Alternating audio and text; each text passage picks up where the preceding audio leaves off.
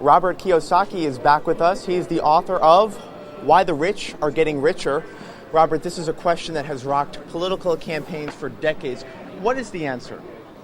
Well, debt and taxes for a young man like you will be your largest single expense.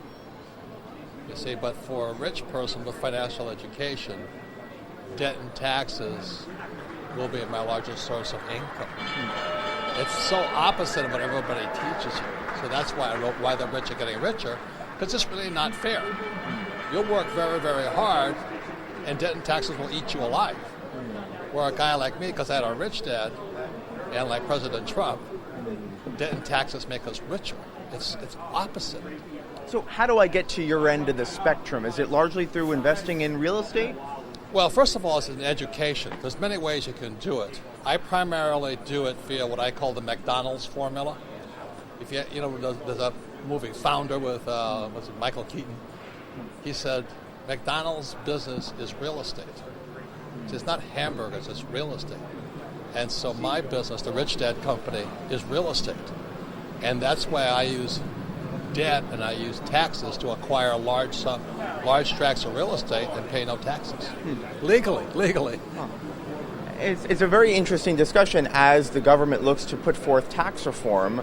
I mean, what are people getting wrong when it comes to taxes? Just not knowing the loopholes out there? Correct. If you're a hard-working employee or a doctor or an attorney, you will pay the highest taxes.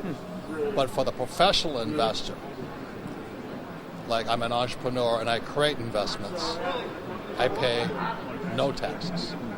So as long as, that's why in Rich Dad, Poor Dad, lesson number one was the rich don't work for money. Because the moment you work for money, you're taxed.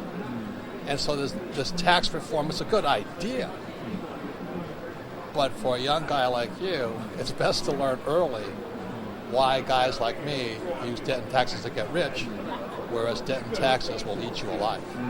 Now, many people think, I'll just start my own business and that's how I'll move up the economic scale. But in the book, you say that may not be the best idea. Explain. Well, again, it goes back to what is your level of financial education. We're taught to be employees, not entrepreneurs. Go to school, get a job, not go to school and create jobs. And the mindset between a person who creates jobs and a person who looks for a job are opposite. It's like, two sides of a coin. So that's why, both the president, and I know he's not the most popular guy, but a lot of younger guys, but he's a good man. You wrote a book with him. Yeah, 2 books now. He's a good man, but we're concerned about financial education. So he and I are entrepreneurs. We thousands of employees, lots of real estate. And because we do that, the IRS gives us tax breaks because we use debt because the government wants us to borrow money, which is why interest rates are so low. And because we borrow, create jobs, and buy real estate, we pay no taxes. Legally. Legally. Well, you mentioned low interest rates, and with that, you also say saving is for losers. Explain that tagline, because I think it runs contrary to what a lot of people have been taught. Thank you for saying that. For years, I've caught hell, as you know, because I kept saying savers are losers. And you saw interest rates. When I was your age, interest rates were 15%. Now in Japan and Switzerland, they're sub-zero. Why would you save money? It makes no sense to me. Some people say, save money.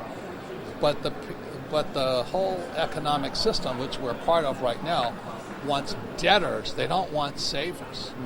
So we have too much money in the system.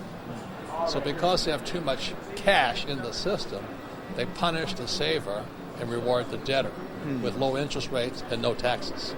So what's the other solution then to that? I mean, should I put the money into the stock market? Should I take on debt and invest that money in the stock market?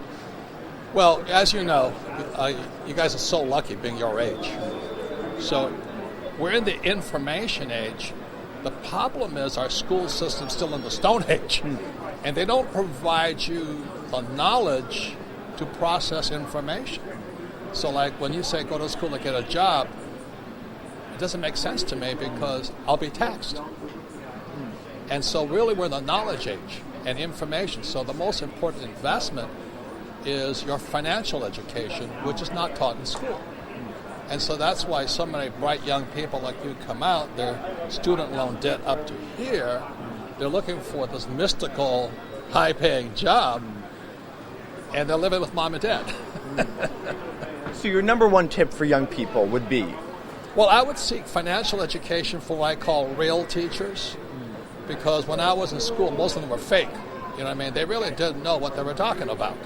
Like my accounting teacher, I'm in my MBA program, I knew more about accounting than he did, because the poor guy never left school. You know what I mean? He was like my poor dad, a school teacher. Real world experience.